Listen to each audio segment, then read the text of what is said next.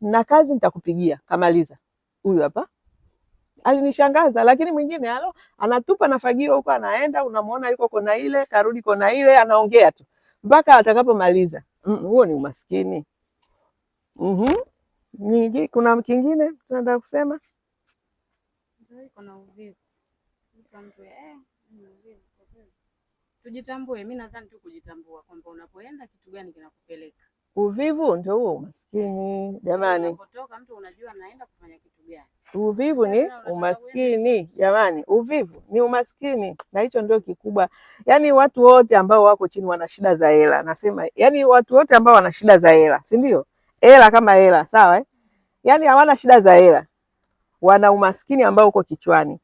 Wa kwanza ni huo kwamba mtu hataki kufanya kazi, iko hapa. Kwa sababu kama mtu ni mpambanaji na yenyewe iko hapa, anajua kwamba lazima nifanye kazi ili nipate. Kwa hiyo wavivu wote, uvivu unaanzia kichwani.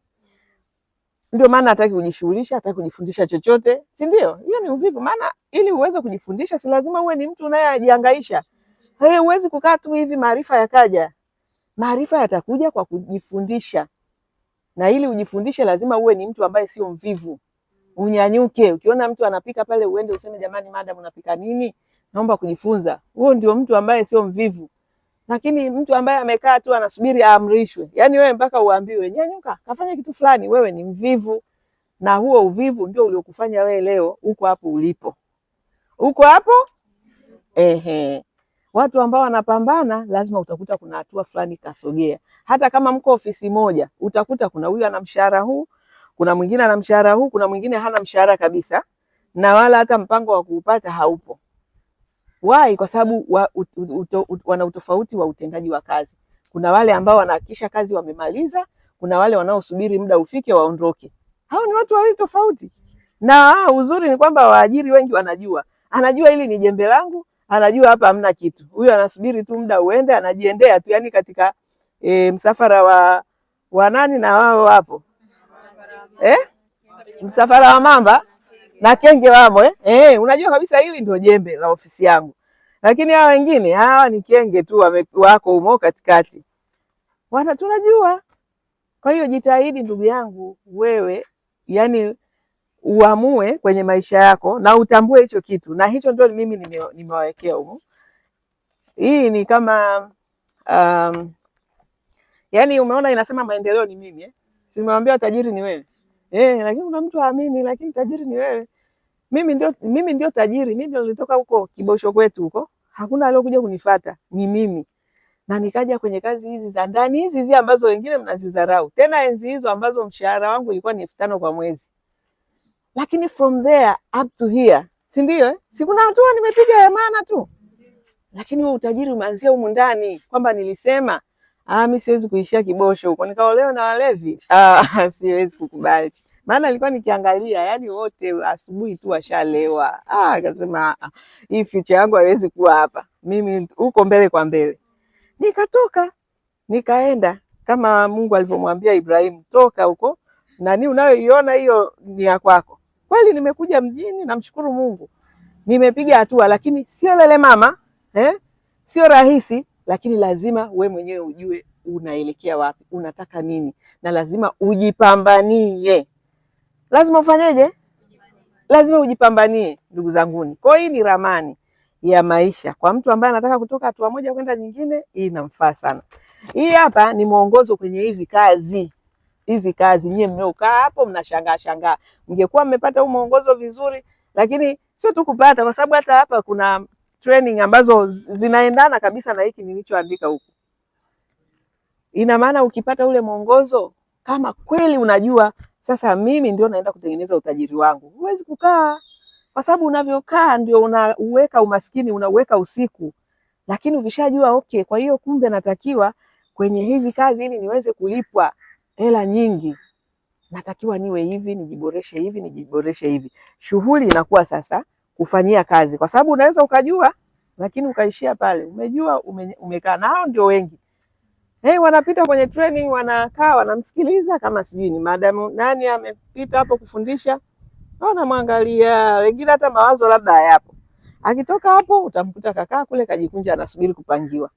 Sasa unasubirije kupangiwa wakati hutuonyeshi kama una maajabu yoyote eh? Pita, kuna nguo ziko pale juu, pita sema jamani, kwa nini hizi nguo ziko hapa? Si sio sehemu yake, tuzifanyeje eh? Yani onyesha unaona kabisa kuna kitu hakiko sawa na mi nataka kukiweka kwenye oda, lakini hakuna mpo. Maana utakapoenda kazini utakuta bosi wako hata ona kipya, yani anaona kila kitu kilivyokuwa wewe maisha yanaendelea. Hapana. Sasa hivi kuna vitu ukiangalia hata decoration za nyumba kwenye mtandao, nyumba imepangiliwaje, unapata idea, unamwambia madamu wako, hivi kwa nini tusipange hivi na hivi, naweza nikapanga hivi yani anakuona ni mtu ambaye uko CEO wa maisha yako na kazi unayoifanya, sio yule mtu wa dada kitu fulani mbona kiko sawa, kitu fulani. Ukishaona bosi kila sana anaanza kulalamika, anakuambia vitu kwa kulalamika, ujue hakuna thamani unayoongeza. Lakini akiona dada asante, nashukuru, dada asante, dada hivi, anaona tayari ana mtu ndani, kuna mtu anaweza kumtegemea. Sawa jamani. Kwa hiyo yani kwa kifupi, hizi changamoto tunazosema, tunapenda kukaa na simu, uvivu na nini, huo ndio umaskini wako. Sasa unataka kutoka huko, sio tu kuja Wadada Center unasubiri kupangiwa. Toka kwanza kwenye uvivu. Mshahara mkubwa kweli upo, lakini kwa watu ambao sasa sio wavivu, kwa watu ambao wanajiongeza, kwa watu ambao ni wachakarikaji, si ndio na pia kuwa aware kwamba jamani, niko kwenye mazingira gani, niko kwenye mazingira gani. Sio tu yani wewe kwa sababu ni mtoto wa kike basi unataka tu muda wote uonyeshe shepu yako. Uko kwenye mazingira gani? Shepu yako unayo na utakuwa nayo milele. Hiyo shepu unataka kumuonyesha nani? Pale ulipo umeenda kuonyesha shepu Hapana. Kwa hiyo hivyo vitu vyote ni katika kujitambua. Yani ukiwa ni mtu ambaye unatumia hichi kichwa hiki, yani Mungu alitupa serikali hii ya kichwa chako, ukiitumia vizuri lazima utatoka kwenye umaskini. Nakwambia mimi ambaye nimetoka kwenye familia maskini na nilikuja kwenye kazi za ndani tena kwa mshahara wa 5,000. Leo hii nina taasisi yangu, si ndio? Maisha yanaenda kama hivi, naweza kusaidia watu kubadilisha maisha yao. Ni hatua kubwa sana kutoka mtu ambaye ilikuwa 0 nimeishia darasa hilo la 7. Sawa? Kwa hiyo nakwambia kitu ambacho nimekiishi na bado nakiishi, kwa sababu hapa sijafika, hapa bado niko safarini na sijaacha kujifunza. Sasa hivi naendelea kusoma, nasoma mambo ya maadili kwenye theolojia huko. Umeona? Why? Kwa sababu kama kazi yangu ni kuongoza watu, inabidi ni study kwa nini watu wanafeli. Kwa watu wanafeli kwa mambo haya mawili, maadili na kazi, ujuzi. Haijalishi kazi gani unafanya. Yaani kazi yoyote inahitaji maadili. Mtu ambaye ni mkweli na mwaminifu. Mtu ambaye ni mkweli na mwaminifu. Yaani hiyo ndio mtaji mkubwa sana. Namba 2, ujuzi wa kile unachokifanya. Uko ofisini, wekeza kwenye ile ofisi. Uko nyumbani kwa mtu, wekeza kwenye ile nyumba ya mtu. Mimi niko huku kwenye hii taasisi, nawekeza kwenye kuwaongoza nyinyi. Kwa hiyo unafanya kazi gani ile, make sure una master. Unafanyaje? Una master kwenye kile kitu ambacho unakifanya. Yaani kuwa gwiji. Ukipika chakula mtu anasema unampishi nyumbani. Si ndio kazi unayofanya inayokuingizia hela? Ukishatoka hiyo stage, mimi saa hizi sitaki kupika, sitaki kufua, sitaki zile kazi nilizofanya, sitaki kuzigusa. Why? Nishatoka hiyo stage, si ndio? Sio kazi inayoniingizia hela. Kwa hiyo sihitaji kwenda kufanya mimi nihangaike na maparangala na majiko na nini na nini. Never. Siwezi kufanya hiyo kitu. Lakini nafanya nini? Nafanya kile ambacho sasa hivi nakifanya. Kwa sasa nawaongoza wadada. Namna gani na wewe unaweza ukavuka kama nilivyovuka mimi? Kwa sababu tuna shida kubwa ya wanawake ambao wanapata unyanyasaji, ukatili. Nyie mnajua, nimepita kwenye hayo mandoa. Tunakimbiliaga ndoa mapema, lakini tunaenda kupata vichapo vya kufa mtu. Tunarudi sasa kuanza upya. Sasa hiyo ndo kazi mimi nayoifanya. Kwa wale wataosikiliza, wanaweza kujiepusha mapema kabla hawajaingia. Wale ambao wanasema bwana ni wewe bwana, mimi siwezi kukutana na ukatili. Haya, anaenda akikutana nao anakumbuka Joyce alisema, nilimsikiaga anasema, kwa hiyo ngoja nirudi nikaanze tena. Kwa hiyo kazi yangu sasa hivi ni kuwaongoza wanawake waweze kumiliki utajiri wao. Utajiri wako hauko kwa mwanaume. Utajiri wako sio wa kupanua miguu. Hiyo ya Mungu amekupa, ndio wewe ni mwanamke, una tumbo la uzazi, lakini ukiwa na maisha yako inakuwa na raha yake. Unazaa unavyojisikia, unakuwa na amani, unaweza kulea watoto wako. Mwanaume atakuheshimu kwa sababu wewe una kitu. Sio golikipa, sio tegemezi. Hiyo ndio kazi ninayoifanya sasa hivi. Kwa hiyo maarifa ninayotafuta ni maarifa ya kunisaidia ni waongoze hao wanawake sawa sawa kulingana na neno la Mungu, kulingana na kusudi la Mungu. Si tena mambo ya kwenda kupika saa hizi. Lakini ikitokea nimeparanganyika biashara, unajua zinapanda na kushuka. Sishindwi mimi kwenda kupika. Yaani sasa hivi mambo yangu yamekuwa hayaeleweki. Sishindwi mimi kuweka kila kitu chini, nywele chini, kucha chini, kila kitu naweka pembeni, naenda kupika, naanza na moja. Sishindwi kwa sababu ni kazi nazijua, nimezifanya na nitajiboresha kwa sababu mapishi ya kisasa yamebadilika tofauti na enzi mimi nafanya. Sasa hivi nitajifunza kama ni hayo mabiriani, manini, vyakula ya kisasa. Maana sasa hivi watu wanahela wanakula kisasa. Tofauti na zamani, si ndio? Kwa hiyo nitajifunza, nitaongeza ujuzi. Yaani utanikuta kila saa, ukinikuta niko hapa utakuta naangalia mapishi. Naangalia dawa za usafi, naangalia namna ya kusafisha nyumba vizuri, naangalia namna ya kupanga, naangalia malezi kwa sababu nyumba nyingi zina watoto. Kwa nini? Kwa sababu ndio kazi inayoniingizia hela. Kwa hiyo sitapoteza muda, ndugu yangu. Sijui mnanielewa? Haya, mimi ya kwangu ni hayo. Nyie sasa kama hivyo nasema ng'ombe nampeleka mtoni, uamuzi wa kunywa maji ni wa nani? Wa kwake. Hapa watu wanapangiwa kulingana na utayari wao wa kazi. Utayari ndio utakao kupeleka kazini, tena kulingana na level zako. Hata kama ni traditional, pambana, onyesha yani una nia. Unajua kabisa huyu uwezo wake ingawaje ni mdogo lakini anajitahidi. Si ndio? Lakini unazidi kujifunza ili usiendelee kubaki traditional milele, kama nilivyomtolea mfano dada. Ni traditional lakini tunaona anapanda kwa sababu anajitahidi kujiboresha. Sijui nini kimetokea. Ulisema unaenda kusoma malezi kabisa. Uje kama professional. Nini kimetokea? Ile hela niliyokuwa nimepata nimeenda kufanya biashara ile ya nafaka. Sasa inahitajika zaidi, nikaona bora muda nitakaopoteza kwenda kusomea afadhali nikarudi, kwa maana viwango vyangu vinajulikana na mimi ni mpambanaji. Kwa hiyo nikirudi naweza nikapata nani ya juu kidogo, hiyo hela nakuwa naongezea huku tena. Kwa hiyo nani ya kusoma malezi umeachana nayo kabisa? Sasa hivi nimeachana nayo kwa sasa hivi kwa sababu nimefungua nani ya nafaka, biashara ya nafaka. Sasa kwenye let's say ndio tutakupeleka hiyo, hautaenda kwenye kazi za traditional, utajiboreshaje ili uweze kuzifanya kwenye kiwango cha level ya juu?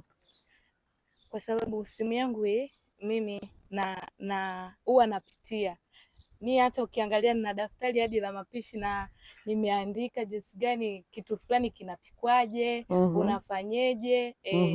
So mkiniona mimi nimeshika simu siwezi kupita eti TikTok sijui wapi. Sawa, kuna muda napita kama mwanadamu kupita, lakini mimi asilimia yangu kubwa ukiangalia ukikagua kuna inaitwa mentor ile, ukiachana na mapishi ya YouTube nini, yule ukimuuliza anakuletea kabisa yani jinsi gani ufanyeje, njia yani anakuonyesha kama ni maji utachukua maji kiasi fulani utaweka, anakuorozeshia vitu vyote pale. Kwa hiyo wewe ni jukumu lako kulitendea kazi. Kwa hiyo mimi huwa napitia kule, nikipitia najua sawa. Na kule kwa bosi wangu nilipokuwa zamani, nilikuwa nikitaka kufanya kitu, kwa maana zamani nilikuwa nafanya kitu alafu watoto wanakuja sisi hichi kitu hatutumii.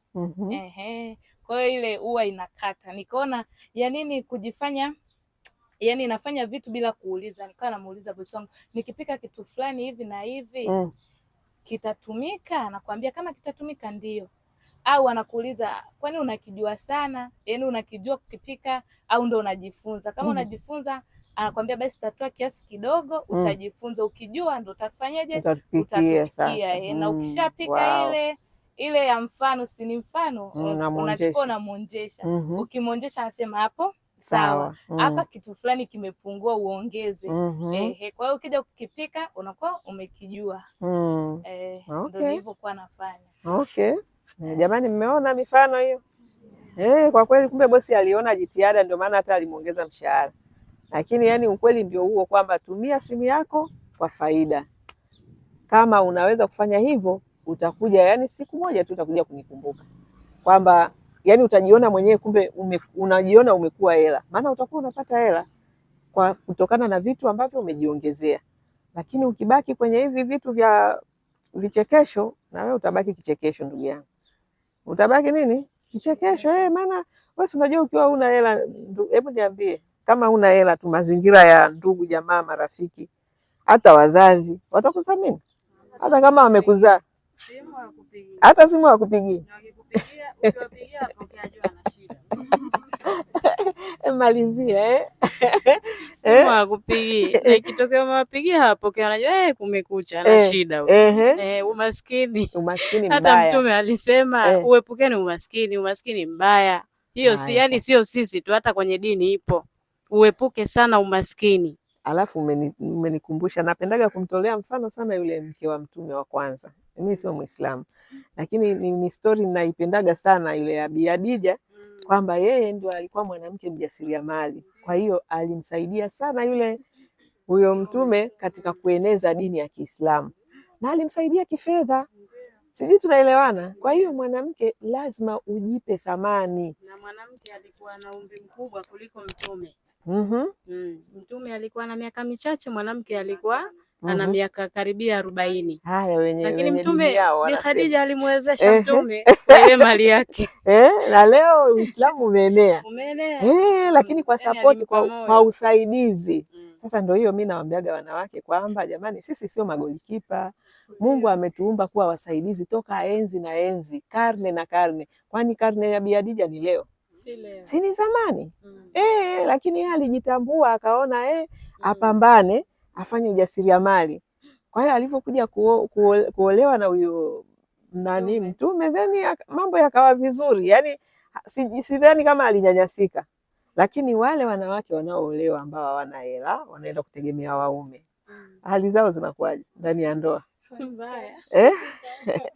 Hebu weka maiki mbele hapo. Mbaya nini? Sema hali zao mbaya. Yani katika hii dunia leo sio ya kumtegemea mwanamume. Kusema eti wewe ukae uletewe. Wewe hebu tuambie, wewe ulikuwa unasubiri uletewe. Mambo yakawaje? Mimi sitaki hata kuelezea. Tena ndugu zangu walikuwa wananiambia, usibweteke, wanaume wanabadilika. Kaambia wanabadilika kwenu, si wangu. Leo yametokea. Kwa hiyo hivi vitu jamani vipo. Vinatokea na vinaendelea kutokea. Kimbia. Kwa hiyo tupambane jamani. Tuwe na vitu vyetu sisi wenyewe. Hata ikitokea mwanaume kuzingua una chako, lakini unacho unataka pa kwenda. Mimi nimeacha hata pa kwenda. Au ndugu wenyewe kwanza wakanisusa. Na kakaangu yupo hapo Tabata. Yupo vizuri kimeisha. Wewe ulikimbilia kwa mwanaume. Kiukweli mimi nasema msilaumu ndugu zenu. Nyie kama mnakimbilia kwa wanaume. Simulia mvua imemnyeshea. Mimi binafsi imeninyeshea, kwa hiyo nimejifunza vitu. Ndio maana sasa hivi sitaki kutegemea mtu. Labda mara nyingi wanasema acha hizo kazi, tukumtaniambia sitaki. Nataka nitafute mtaji wangu mimi mwenyewe. Wanakudanganya, acha hiyo kazi, ukiacha hakuna anayekusaidia. Ndio, tena kama kakaangu kanuna hata simu apige. Acha asipige. Sababu ya kufanya kazi za ndani. Nikamjibu nikamwambia sitaki msaada. Nataka nitafute, hii ndo kazi niloichagua mie. Sawa sawa. Kila mtu anafanya kitu anachoona kinamfaa kwenye kutafuta kipato. Kwa hiyo hii kazi ya ndani ndo nimeichagua. Na wajue kwamba ninaendelea na nitaendelea. Tena wajue, maana kuna wengine wanaogopa wakija kwenye kipindi hapa unaona wanaziba sura zao. Wewe ndugu zangu wasinio ambao hawana msaada wote na wewe. Hao ndugu zako hawana msaada, ndio maana umefika hapa. Kwa hiyo jipambanie, usiogope. Sijui ataniona niko sijui Dada Center, sijui niko kwenye kazi za ndani. Ndugu yangu, hiyo kazi ya ndani ndio inakupa kipato sasa hivi. Hiyo kazi ya ndani ndio itakunyanyua kutoka pale ulipo ambapo ndugu zako hawapokei simu zako. Ukienda kuwafuata hakuna anayekupa. Akikupa 10,000 leo, kesho kutwa hataki kukusikia. Kashachoka. Si ndio? Sasa si bora kazi ambayo wewe kila mwezi nakupa hela. Ndio bora. Ndani ni kazi. Yaani ni kazi kama zile kazi. Hebu na mama hapo na yeye aseme. Nasema sio kwamba ni bora, yani kazi za ndani pia ni kazi, tena ni kazi ngumu. Sio kila mtu anaweza kuziweza. Ndio. Kwa ni kazi. Hamna kazi rahisi. Usiseme kazi ya ndani ni ngumu. Watu yani mimi nakataa, kazi ya ndani sio ngumu, kazi zote ni ngumu. Yani kama ni mvivu ndio hiyo utaki kazi. Lakini hakuna kazi utaenda kuifanya nyepesi. Hata hii kazi yetu ya kuelimisha hivi, mama, ni ngumu. Ndio hicho na nilikuwa namsupport huyo